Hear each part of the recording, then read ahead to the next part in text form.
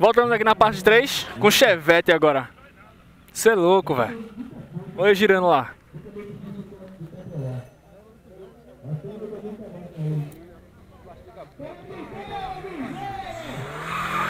Caralho, velho.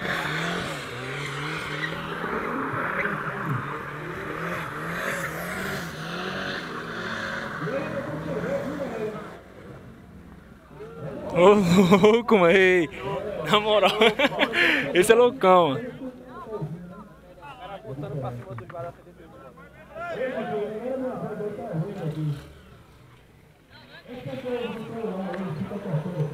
Aí é loucão, né? O cara vai dar um grau agora.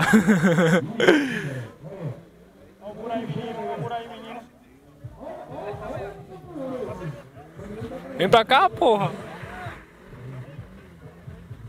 É isso aí, filho. Estamos aqui no Autódromo de Caruaru. Quem tá chegando olhando o vídeo agora. A gente tá falando é Lucas Motovlog, sou de Recife. E vai estourar o pneu, viu? Ah, se não vai. Ele tá saindo de faísca já.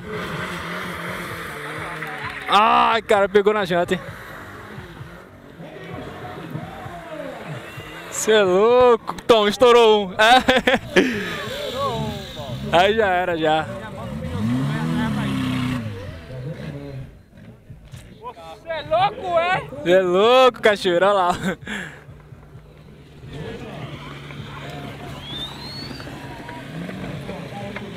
Pneu estourado, mano. Esse cara é louco mesmo. É isso aí. Dá aquele like favorito, inscreve no canal e tamo junto.